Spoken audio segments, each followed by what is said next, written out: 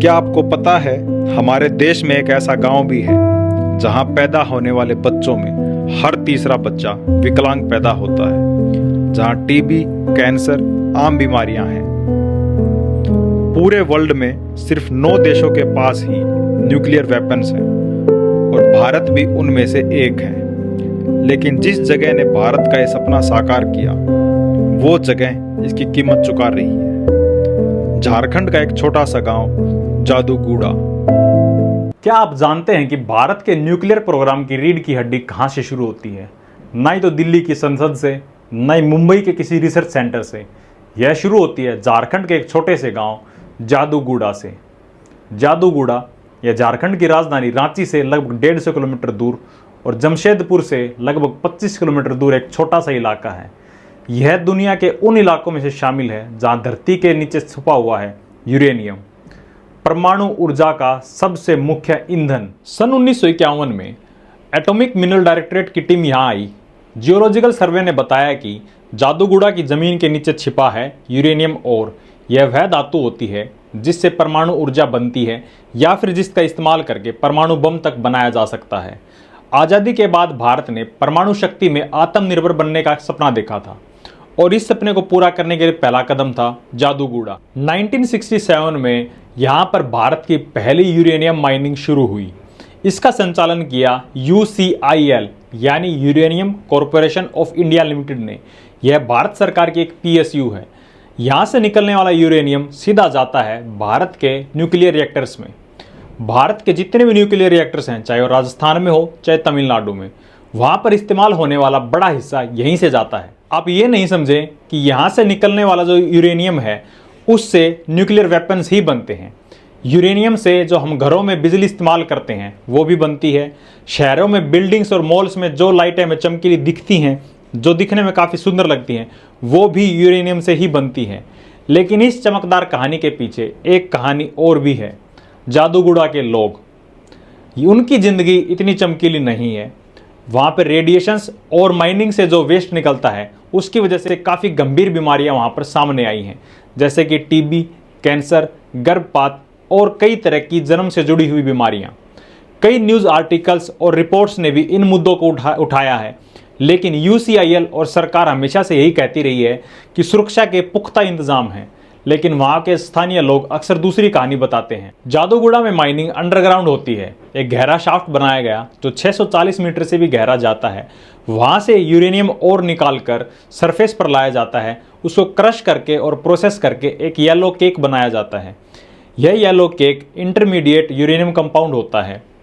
इसी yellow cake से भारत के न्यूक्लियर रिएक्टर्स में फ्यूल बनाया जाता है और कई केसेस में यह भारत के न्यूक्लियर बॉम्ब प्रोग्राम का हिस्सा भी रह चुका है। 1974 का स्माइलिंग बुद्धा टेस्ट जो पोखरण में हुआ, उसके पीछे भी जादूगुड़ा की जमीन से निकलने वाला यूरेनियम था। और 1998 में पोखरण 2 जो टेस्ट हुआ, जिसके बाद भारत ऑफिशियली एक परमाणु वेपन वाला देश बन गया था, उसके पीछे भी जादूगुड़ा का यूरेनियम था। जब पूरे देश और दुनिया में भारत की चर्चा हो रही थी और पूरे देश में खुशी मनाई जा रही थी, उस वक्त जादूगुड़ा के लोगों की जिंदगी बदल रही थी। जादूगुड़ा और उसके आसपास के गांव में अधिकतर लोग आदिवासी समुदाय के थे जो खेती और जंगल पर निर्भर करते थे। UCIL ने जब वहां पर माइनिंग शुरू की तो उन्हें कहा गया कि ये देश के लिए है, राष्ट्र के लिए है, आपको ज़मीन देनी पड़ेगी। कुछ लोगों को कंपनसेशन मिला, लेकिन वह उनकी ज़िंदगी के हिसाब से बहुत कम था। यहाँ तक कि लोगों को ये तक नहीं पता था कि यूरेनियम क्या है। उन्हें लगा कि कोई धातु निकली है जो देश के काम आएगी। लेकिन धीरे धीरे समस्याएं सामने आने लगी। 1967 से लेकर आज तक जादूगुड़ा भारत का न्यूक्लियर फ्यूल हब बना हुआ है। यह माइन सिर्फ एक खदान नहीं है, यह भारत के न्यूक्लियर रिएक्टर्स का बैकबोन है। जादूगुड़ा के बिना भारत का न्यूक्लियर प्रोग्राम अधूरा रह जाता, इसलिए जादूगुड़ा को बोला जाता है the heart of India's nuclear dream. यहाँ पर सेफ्टी स्टैंडर्ड्स काफ़ी लो हैं। मजदूर बिना रेडिएशन सूट के यहाँ पर काम करते हैं। यूरेनियम ओर को हाथ से उठाया जाता है। टॉक्सिक वेस्ट को वहाँ पर खुले तालाबों में डंप कर दिया जाता है। ये खुले तालाब अक्सर गांव के आसपास होते हैं। इन तालाबों में बच्चे नहाते हैं, खेलते हैं और पशु पक्षी वहाँ पर पानी पीते हैं। नतीजा क्या निकलता है? नतीजा निकलता है कैंसर, टीबी और जो बच्चों के अंदर बर्थ डिफेक्ट का रेट है यहाँ पर अब नॉर्मल है।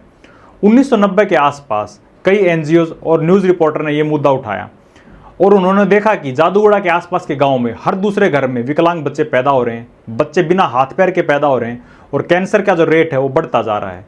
यूसीआईएल और सरकार से जवाब मांगा तो उन्होंने कहा कि इसका कोई साइंटिफिक प्रूफ तब तक है नहीं और स्थानीय लोगों की जो आवाज़ थी वो दबा दी गई। सोचो, एक तरफ जब पूरा देश पोखरण में न्यूक्लियर टेस्ट का गौरव मना रहा था, खुशियां मना रहा था, वहीं दूसरी तरफ जहां से वो यूरेनियम आया था वहीं के लोग इस न्यूक्लियर सपने का शिकार बन गए थे। जादूगोड़ा एक अजीब सी कहानी है। एक तरफ तो भारत के डिफेंस और प्राइड का सिंबल, दूसरी तरफ अपने लोगों की एक साइलेंट ट्रेजेडी। इसको ले आता है, उधर गिरा देता है, लड़का लोग को लेके आता है। गर्मी के सीजन में ये वहां से धूल उड़ करके पूरा गांव में फैल जाता है। एक दौर था जब भारत को किसी भी अमेरिकी और पश्चिमी देशों से न्यूक्लियर सपोर्ट नहीं मिल रही थी। 1974 के पोखरण टेस्ट के बाद दुनिया के कई देश हमसे नाराज हुए और टेक्नोलॉजी और न्यूक्लियर सपोर्ट पूरी तरह रोक दिया गया। इसके बाद भारत ने अपने न्यूक्लियर प्रोग्राम का काम तेजी से शुरू कर दिया। इसका नतीजा ये था कि जादूगोड़ा की खदानों से और तेजी से यूरेनियम बाहर निकालना। 1974 से 1980 के बीच यूसीआईएल ने 3 नई खदानें खोली और वहां पर और तेजी से काम शुरू कर दिया गया। और 1998 में जो हुआ वो हम सबको पता है कि भारत एक न्यूक्लियर शक्ति वाला देश बन गया। लेकिन जो हमको नहीं पता वो ये है कि जब हम खुशी मना रहे थे उसी वक्त जादूगोड़ा में लोग भयंकर बीमारियों से जूझ रहे थे।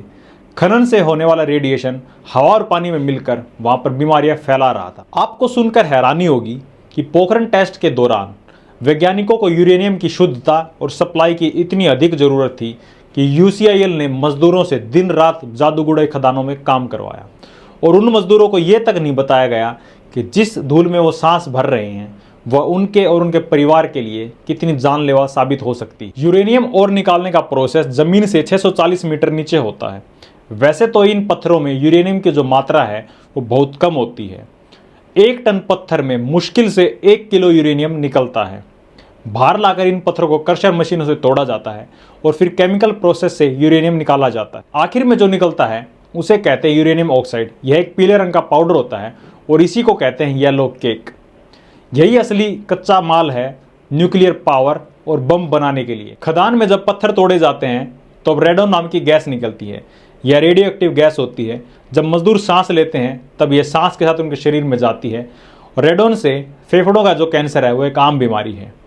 क्रशिंग और खनन से उड़ने वाली धूल में रेडियो एक्टिव कण होते हैं जो ल्यूकेमिया, बोन कैंसर और जन्मजात विकार का कारण बनते हैं। BARC की एक रिपोर्ट कहती है कि खनन क्षेत्र के आसपास रेडिएशन सेफ रेंज के अंदर है। लेकिन कई इंडिपेंडेंट स्टडीज में पाया है कि बर्थ डिफेक्ट्स की जो रेट है वो सामान्य से 3 गुना अधिक है। मरे हुए बच्चे 2.5 गुना अधिक पैदा हो रहे हैं और कैंसर और टीबी के मरीज तो कई गुना अधिक हैं। आप सोचिए, कोई मजदूर जमीन से 600 मीटर नीचे काम कर रहा है बिना मॉडर्न मास्क और प्रोटेक्टिव सूट के। रेडियो एक्टिव जो धूल है उसके कपड़ों पर लगती है और वो धूल उसके परिवार तक पहुंचती है। कई मजदूरों की पत्नियां बताती हैं कि उनके पति की मौत 35 से 40 साल की उम्र में हो गई। घर के अंदर जो बच्चे हैं, किसी के हाथ छोटा है, किसी का पैर छोटा है, किसी की आंखें इतनी कमज़ोर हैं। सरकार की रिपोर्ट पहले से और आगे भी ये बताती रहेंगी कि सब कुछ सेफ रेंज के अंदर है।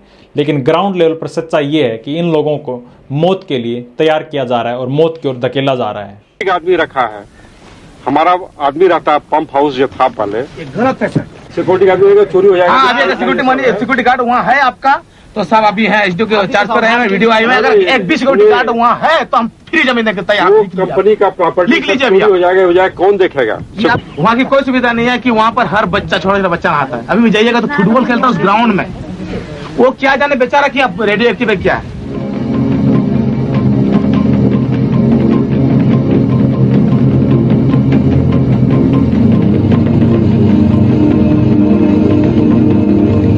यहाँ के लोगों पर दोहरी मार हुई। खदान से निकलने वाला रेडियो एक्टिव कीचड़ और पानी यहाँ के खुले तालाबों में छोड़ा गया। बारिश के मौसम में तालाब भर जाते और टूट जाते, जिससे जहरीला पानी पूरे गांव में फैल जाता। आदिवासी किसान इसी पानी से खेती करते और इसी पानी को पीते।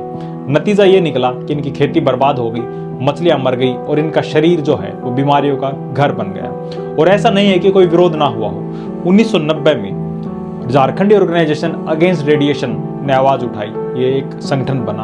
इन्होंने कहा कि हम रेडिएशन नहीं सहेंगे। गांव-गांव में बैठकें होने लगी, जिसने यूसीआईएल और सरकार को सवालों के घेरे में खड़ा कर दिया। 1999 में एक डॉक्यूमेंट्री मूवी आई, बुद्धा वीप्स इन जादूगोड़ा। इस डॉक्यूमेंट्री ने दिखाया कि कैसे भारत के एक छोटे से गांव में लोग रेडिएशन से मर रहे हैं। जो ऑर्गेनाइजेशन के लोग थे उन्होंने गांव-गांव जाकर फोटो खींची, डेटा इकट्ठा किया और बड़ी मुश्किल से अंतर्राष्ट्रीय एनजीओ तक वो पहुंचाया। उसके बाद पूरी दुनिया में पता चला कि जादूगोड़ा के लोगों के साथ क्या हो रहा है। सरकार ने आंदोलनकारी आदिवासियों पर केस किए, पुलिस ने भी पूरी तरह दबाव बनाने की कोशिश की। 1950 में होमी भाभा ने कहा कि न्यूक्लियर पावर ही भारत की ऊर्जा की भूख मिटा सकती है। आज भारत में 22 न्यूक्लियर रिएक्टर्स हैं जो 6780 मेगावाट बिजली पैदा करते हैं। 2050 तक भारत का लक्ष्य है कि 25% जो बिजली उत्पादन है वो न्यूक्लियर पावर से ही आए। यानी साफ तौर पर इसे साफ और सुरक्षित ऊर्जा के तौर पर पेश किया गया, लेकिन हकीकत कुछ और है। न्यूक्लियर रिएक्टर से बहुत सारा वेस्ट निकलता है और ये जो रेडियो एक्टिव वेस्ट है ये कई सालों तक एक्टिव रहता है। आज तक कोई भी देश सुरक्षित तरीके से स्थायी रूप से इसे रखने के लिए कैपेबल नहीं बन पाया है। जर्मनी ने 2011 के बाद न्यूक्लियर रिएक्टर्स को बंद करने का फैसला लिया और रिन्यूएबल पर फोकस किया। फ्रांस में आज भी न्यूक्लियर पावर पर निर्भरता है और वहां पर भी विरोध बढ़ता जा रहा है। जापान फुकुशिमा की त्रासदी से अभी तक उबर नहीं पाया है, तो फैसला भारत को करना है कि वह जापान वाली गलती फिर से दोहराएगा या फिर जर्मनी से भी कुछ सबक लेगा। जादूगोड़ा में बड़ा खतरा वाटर कंटेमिनेशन का भी है, क्योंकि ग्रामीण इलाकों में 80% से ज़्यादा लोग पीने का पानी कुएं या हैंडपंप से लेते हैं। BRC की रिपोर्ट और बाद में IDPD की रिपोर्ट में बताया गया है कि जादूगोड़ा के आसपास का जो पानी है वहां पर यूरेनियम WHO की गाइडलाइन से कई गुना अधिक पाया गया है। खेतों की मिट्टी में भी रेडियो टॉक्सिक एलिमेंट्स जमते जा रहे हैं। धान और सब्जियों पर हैवी मेटल्स पाए गए हैं। जंगलों की जो पत्तियां हैं वो सूखती जा रही हैं। कई रिपोर्ट्स में गाय और भैंस के दूध में भी रेडिएशन के ट्रेसेस पाए गए हैं। आप थोड़ा डेटा निकालकर पढ़ेंगे तो आपको पता चलेगा कि स्थानीय लोग कई बार ये बात बता चुके हैं कि जो कुएं का पानी है उसको जब वो हाथ में लेते हैं तो अलग से ही एक पीले रंग की परत उनको दिख जाती है, जो दिखाती है कि यह पानी कितना खतरनाक है। लेकिन उसको पीने के अलावा उनके पास और कोई चारा नहीं है, क्योंकि दूसरा कोई स्रोत पानी का है ही नहीं। ऐसा नहीं है कि जादूगोड़ा की आवाज़ भारत के बाहर नहीं गूंजी हो। कई बार अमेरिका, जापान और जर्मनी के NGOs ने भारत सरकार से भी सवाल किए हैं। जापान के Hiroshima Nagasaki atomic bomb survivor group ने भी कई बार जादूगोड़ा के विक्टिम्स के साथ सॉलिडरिटी दिखाई है।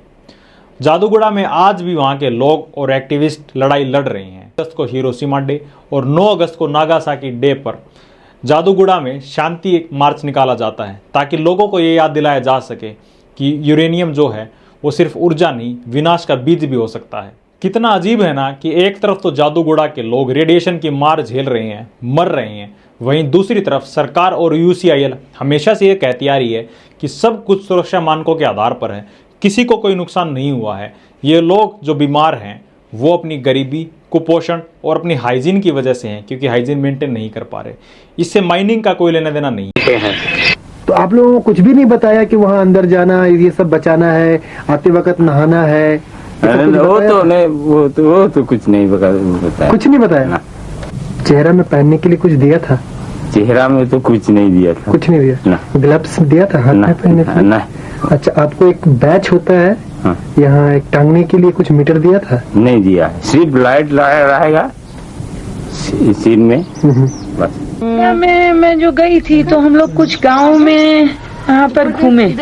हर गांव में हमने 15-20 लोगों, तो ज्यादा ही लोगों को देखा, 150 से। तो सबसे पहला जो हम लोगों ने देखा तो वहाँ पॉलीडेक्टिली 5 की जगह पे 6 उंगलियां हैं, 7 उंगलियां हैं, या पैरों में हैं या हाथों में हैं। मेडिकल टर्म में इनको हम 1998 में कई NGOs ने सुप्रीम कोर्ट और झारखंड हाई कोर्ट में पिटीशन डाली कि जादूगोड़ा में माइनिंग ऑपरेशंस को बंद करवाया जाए और हेल्थ सर्वे कराए जाएं। लेकिन कोर्ट ने वो पिटीशन डिसमिस कर दी और कहा गया कि UCIL नेशनल इंटरेस्ट में काम कर रहा है। दोस्तों, कितना आसान है ना, हर चीज़ को राष्ट्रीय सुरक्षा से जोड़ दिया जाए, फौज और आर्मी से जोड़ दिया जाए, ताकि कोई भी सवाल न उठा पाए। और अगर कोई सवाल उठाता है, उंगली उठाता है, तो उसको एंटी नेशनल का थप्पा लगा दिया जाए।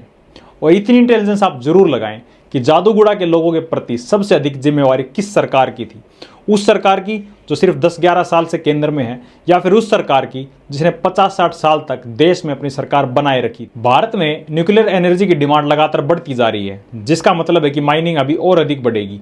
और हाल ही में एटॉमिक मिनरल डायरेक्टरेट ने भी ये अनाउंस किया है कि झारखंड में नई यूरेनियम डिपॉजिट मिली है, जिसके कारण जादूगुड़ा की जो खदान है वो 50 साल तक और एक्सटेंड हो सकती है। यानी कि ये माइनिंग अब रुकने वाली नहीं है। लेकिन फिर भी ये सवाल है कि क्या हम एनर्जी के लिए हेल्थ को सेक्रीफाइस कर देंगे? क्या डेवलपमेंट सिर्फ शहरों का होगा और उसकी कीमत आदिवासियों को चुकानी पड़ेगी? जादूगुड़ा हमें सबक सिखाता है कि साइंस और टेक्नोलॉजी तभी मायने रखती है जब वो इंसान का जीवन बेहतर कर सके, बदतर नहीं। आप थोड़ा इमेजिन कीजिए कि जादूगुड़ा में बच्चे बिस्तर पर पड़े हैं, जिनके हाथ पैर अच्छे से नहीं बने हैं, जिनकी सांसें टूटी फूटी चल रही हैं, लाइलाज बीमारी से ग्रस्त हैं। और यही है जादूगुड़ा की असली कहानी।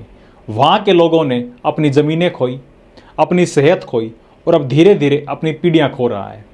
क्या विकास का मतलब सिर्फ जीडीपी में बढ़ोतरी है, या फिर इंसान की सेहत की भी कोई कीमत है? क्या हम विकास और प्रगति की दौड़ में इतने अंधे होकर भागेंगे कि लोग हमारे पैरों के नीचे आते रहें और हम रुककर ये तक ना देखें कि ये लोग कौन हैं? तो क्या हमारा देश इतना भी संपन्न नहीं है कि हम जादूगुड़ा के लोगों को किसी सुरक्षित स्थान पर ले जाएं, उनको स्वास्थ्य जैसी मूलभूत सुविधाएं भी दे पाएं? और अगर हम इतना भी नहीं कर पा रहे तो हम विकसित तो क्या विकासशील भी नहीं है। और आज के बाद न्यूक्लियर पावर प्लांट्स, यूरेनियम जैसे शब्द आपके दिमाग में आए और इमेजिनेशन बने किसी हाईटेक लैब जैसी, तो उसके साथ साथ आप जादूगुड़ा की कहानी को जरूर सोचें। और अगर आपको ये वीडियो पसंद आई है तो वीडियो को लाइक करें, शेयर करें, चैनल को जरूर सब्सक्राइब करें। अपना कीमती वक्त देने के लिए धन्यवाद। मिलते हैं अगली वीडियो में।